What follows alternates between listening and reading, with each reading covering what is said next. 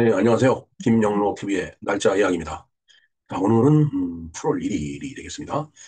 예, 아주 날이 엄청 뜨거운데, 벌써 7월도 가고, 8월이 됐네요. 날이 뜨겁다고 하지만 이제 8월 7일이 입추죠. 네.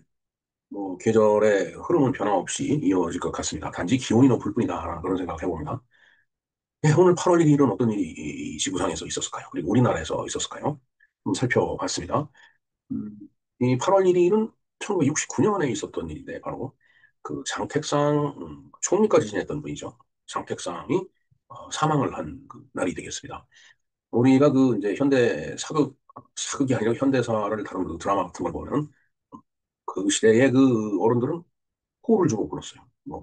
언젠가 우리나라가 그 정치인들이 그 영문 이니셜 JP니 YS니 DJ니 이런 식으로 그 부르는 그 이제 풍조가 생겼는데 그 이전에는 이제 호를 불렀죠.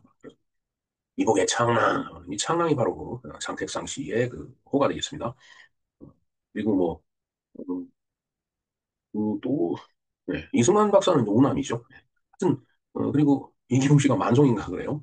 하여튼 다들 그때 당시 어른들은 호가 있었습니다. 물론 저도 호가 있습니다. 그러나 예전같이 옛날같이 그렇게 호를 호칭하고 그런 시대가 아니기 때문에 그냥 호로서만 이제 갖고 있는데 또 오늘은 그 창랑 장택상 전 총리가 유명을 달리한 날이 되겠습니다. 그리고 이제 미국에서 이제 1910년에 자동차 운전 면허 제도가 처음 그 이제 시행이 된 날이라고 하더라고요. 그러니까 직업 운전기사를 대상으로 해서 이제 실시된 그런 그 이제 제도가 되겠습니다. 자, 그런가 하면은 또 지난 7월 24일이 1907년에 있었던 정미 7조약이 그 체결됐던 그 날이죠. 그 정미 7조약에 의해서 이제 조선 군대가 그 해산이 됩니다.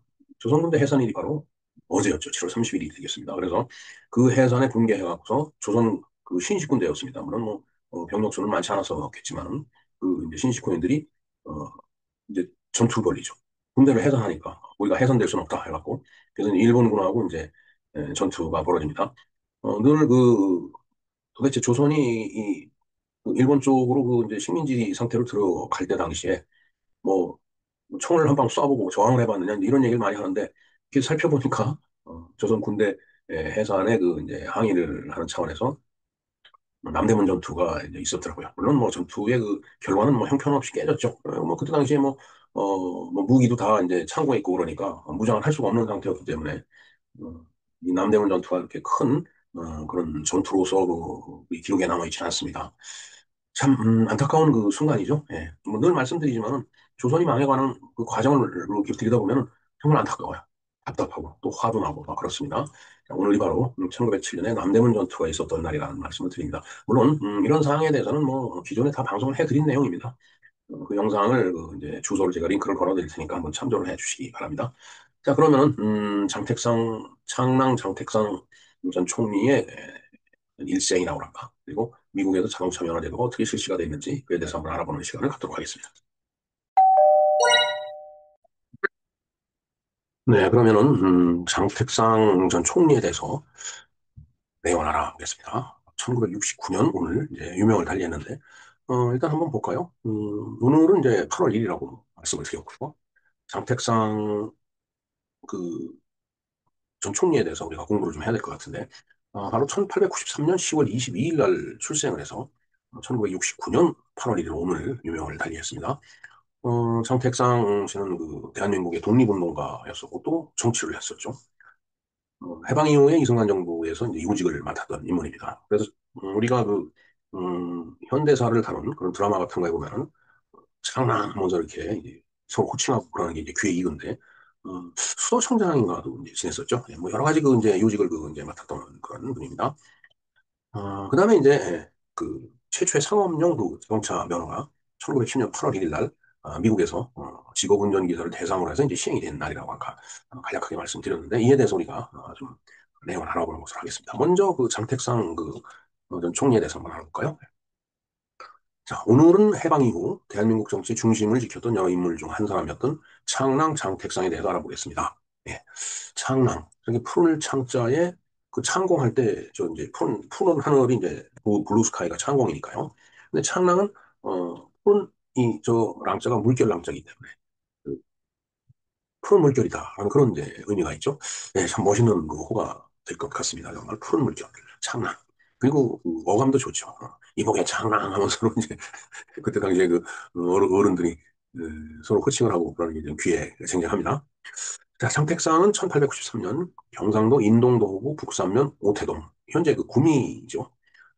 조선이 팔도를 해체를 하고서 23부로 이제 이렇게 나눠서 이제 통치를 하다가 곧 다시 또 이제 그 23부를 갖다 또 폐지하고서 이제 그 13도 체제로 이제 들어가죠. 팔도. 뭐 그러나 뭐 팔도라는 게 이제 이 남북도 이렇게 나누다 보니까 이제 그 이제 이제 도의 숫자가 이제 늘어났죠. 예.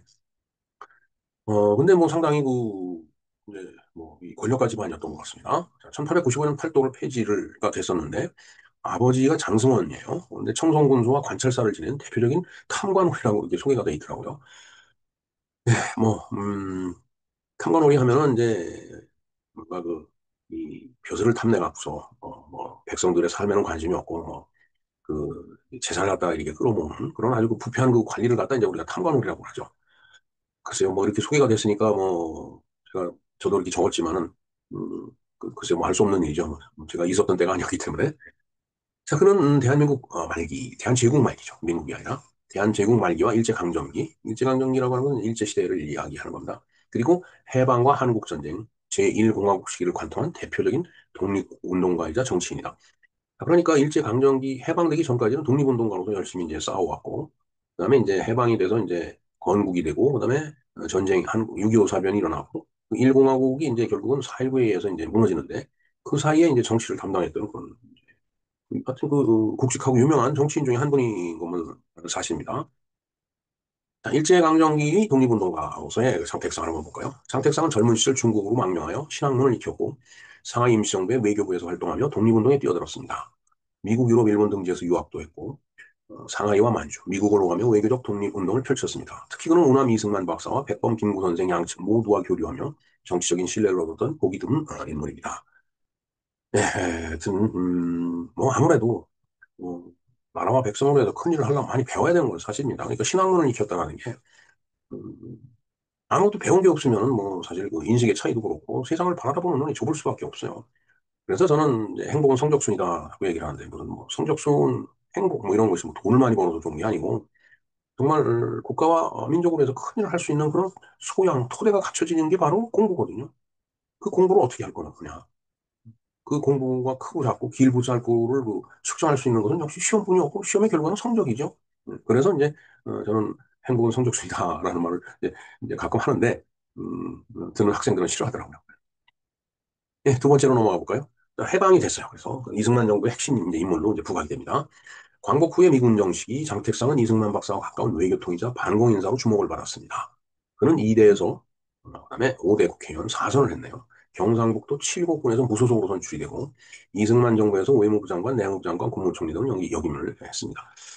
야, 요즘은 사실 무소속으로 그 국회의원에 당선되는 거 쉽지 않죠. 근데 그 당시만 하더라도 그게 정당의 어떤 이합 집산이 그렇게 지금같이 강하지가 않았던 것 같아요. 이승만 대통령도 초기에 자기 그 소속 정당이 없었죠. 네. 근데 그러다 이제 나중에 이제 자유당이라는 그런 이제 정당이 이제 생기고 그 소속으로 있었지만은 초창기에는 그랬었습니다. 그러니까 아마 장택상 지도 2대에서 5대 주로 뭐 50년대 뭐 60년대 중반까지 이제 될 것 같으네요. 어찌됐든 경상북도 칠곡군 거기가 이제 뭐 고향 쪽이니까 거기서 이제 무소속으로 이제 당선이 됐었습니다. 자, 특히 그는 1950년 6월 국무총리로 재직 중 50년 6월이면 바로 6.25가 터지던 그 달이죠. 6.25 사변을 맞이하게 되며 혼란한 전국에서 정부를 수습하고 전시 행정을 이끄는 중대 역할을 수행했습니다. 아, 정말 그렇지 않겠어요, 정말? 전쟁은 터져서 3일 만에 이제 서울이 이제 함락이 되는데 정부를 옮겨야 되잖아. 임시수도. 이제 부산으로 갔다 뭐 다시 대전으로 올라왔다 또 대구로 갔다 이제 그냥 우여곡절을 겪는데 그 전시통에 그 행정부를 이끌었던 그 수장이었다. 국무총리니까 뭐 그럴 수뿐이 이제 없죠. 당연히. 물론 이제 대통령이라는 그 이제 존재가 있지만 대통령은 뭐 전쟁 상황에서 뭐 행정만 볼 수는 없잖아요. 뭐 외교적인 문제도 있고 뭐 여러 가지 그 복잡한 다단한 것들을 이제 해결해야 되기 때문에 전시 행정을 끄는데 장택성 총리가 큰 역할을 했다. 이런 얘기가 되겠습니다. 자, 그다음에 이제 부산 정치파동의 중심에 선 인물이다 이렇게 표현돼 있죠. 장택상은 1952년 부산 정치파동 당시 이승만의 직선제 개헌을 반대한 야당과 일부 여당 인사들을 취업하는 데 관여하면서 정치적 논란의 중심에 섰습니다. 그러나 이승만이 강력한 신임을 얻었기에 권력의 중심에서 계속 활동할 수 있었습니다. 예, 뭐 우리가 부산 정치 파동이라는 것을 우리가 잘 알고 있죠. 근데 이제 뭔가 이에 대해서 오해가 있는 부분도 상당히 있는 것 같아요. 그때 당시에 이 미국과의 관계, 그다음에 어떤 정치 상황, 더군다나 저 때는 전쟁을 하던 때였잖아요. 거기서 그 이승만 대통령을 축출하려고 했기 때문에 이래서는 안 되겠다 싶으니까 이제 초대로서는 그 간접 선거로 대통령이 됐지만 이대 대통령을 이제 간선제에서 직선제로 바꾸는 그런 어떤 정치적인 행위가 있었어요. 그게 바로 이제 정치 파동이 되겠습니다. 그래서 우리가 정치 파동, 정치 파동 하면 그 용어 자체가 이미지가 좋지 않은데 파동이라고 하니까 뭔가 크게 요동을 쳤다는 뜻이잖아요. 그래서 우리가 사실은 중고등학교 이렇게 다니면서 배운 것이 참 그런 부정적인 그런 의미에서만 이 현대사를 배웠기 때문에 우리가 오해하고 있는 부분이 상당히 많이 있다라고 저는 판단합니다. 그래서 제가 여기 그 현대사 그 전문가 있죠. 김영삼 기자라고. 그래서 부산 정치 파동의 진실에서 오해와 이해 이에 대해서 그 영상이 이제 있죠. 바로 이승만 학당에서 제작을 한 영상이 되겠습니다. 이 영상을 제가 링크를 걸어드리겠습니다. 꼭 참조를 좀 해주시기 바랍니다. 그러니까 말 그대로 뭐 그런 파동 그런 어떤 요란한 그런 어떤 정치적인 뭐, 뭐라고 할까요? 요동이 아니었다라는 거. 나름대로 어쩔 수 없는 그 이유와 그렇게 할 수밖에 없는 그런 그때 당시에 어떤 정치적인 상황, 외교적인 상황이 맞물려 있었기 때문에 일어난 일이기 때문에 우리가 말 액면 그대로 받아들여서는 안 될 것 같다라는 차원에서 제가 영상을 첨부했습니다. 자, 그러나 뭐 인생은 유한하긴 하니까 유택상 총리는 이제 정치적인 퇴장과 말년을 맞이하게 되죠. 자, 하지만 1954년을 기점으로 해서 이승만 대통령의 집권, 그러니까 아까 말씀드렸죠. 1948년은 간접 선거로 된 겁니다. 그리고 1952년은 이제 직접 선거로 된 거예요. 이제 그러면서 이제 초대 건국 대통령에 대해서는 이제 임기를 제한하는 그런 것을 좀 없애야 되지 않겠느냐. 뭐 이제 이래 갖고서 사실은 56년에 또 출마를 했고 그다음에 60년에 출마를 했죠. 바로 이때 그 부통령 그러니까 이게 발췌개헌이라는 게 참 문제가 되는데 대통령은 집권당에서 나오고 그다음에 부통령은 야당에서 나오기 때문에 더군다나 이제 이승만 대통령이 연로했기 때문에 언제 건강이 어떻게 될지 모르는 상황이죠. 근데 그러니까 이승만 대통령이 예를 들어서 무슨 이제 유고가 생긴다. 그랬을 경우에 정권이 자연스럽게 그냥 야당으로 넘어가는 거예요. 왜냐하면 야당 부통령이 있었기 때문에. 그래서 이제 그걸 막기 위해서 이기붕 씨가 이제 1960년에 3.15 부정선거를 하게 됐던 거라고 이제 그게 현실에 맞는 얘기일 겁니다.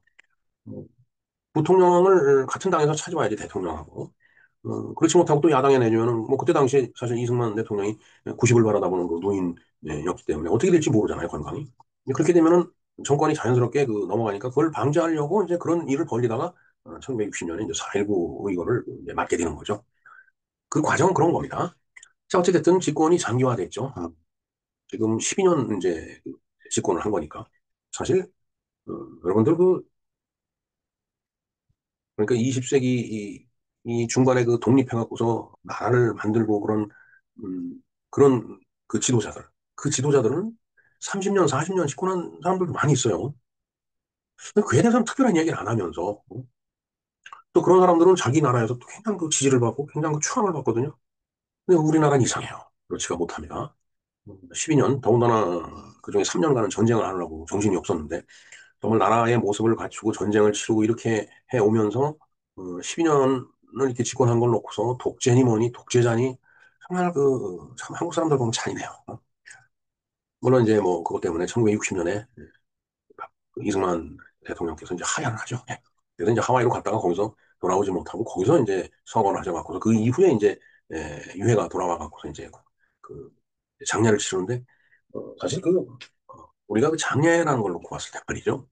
이승만 대통령도 그렇고 박정희 대통령도 그렇고 유경수 여사도 그렇고 아마 장례 행렬이 지나갈 때 온 국민이 인도에 나가서 주저앉아 갖고 땅을 치며 통곡하고 울고 불고 하던 그런 모습은 이제 더는 없을 거라고 봐요. 그 세 분이 이해는. 그만큼 정치 지도자들이 이제 신뢰를 받지 못하고 그다음에 존경을 받지 못한다는 뜻으로 해석할 수도 있어요. 독재자니 뭐니 이렇게 지금 하기 좋은 말로 그렇게 다들 떠벌리고 있지만은 그때 당시에 그분들을 떠나보낼 때 그 생각은 국민들 생각은 그렇지가 않았다고 봅니다. 뭐 대성통곡을 하고 그런 이 다큐멘터리 이 영상들이 많이 남아 있잖아요 지금. 우리가 좀 그런 면에서 다시 한번 생각을 해볼 필요가 있습니다.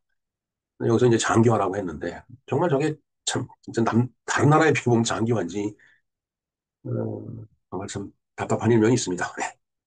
뭐, 혹시, 뭐, 저를 보고서 또 비난을 하는 그런 분이 있을는지 모르겠지만은, 음, 정말 우리 이거 다시 한번 생각을 해 봐야 될 문제인가 아닌가. 이렇게 독재자로 매도하는 그런 사건들을 우리가 다시 한번 좀 들여다봐야 될 필요가 있다고 봅니다. 어찌됐든, 정치는 이제 권력의 의지가 있죠. 그러니까 장택상 씨라고 해서 권력의 의지가 없었겠어요. 이제 이승만 대통령이 이제 이렇게 여러 번 반복하게 되다 보니까 이제 자기도 나도 한번 해볼 수 있는 건데 이런 생각을 해 봤겠죠. 이제 그러다 보면 이제 서로 이합집산을 하게 됩니다. 그건 지금 정치 똑같아요. 다 마찬가지입니다. 그런데 이제 그래서 조봉암을 이제 지지를 했죠. 사실 조봉암이 뭐라 그럴까요?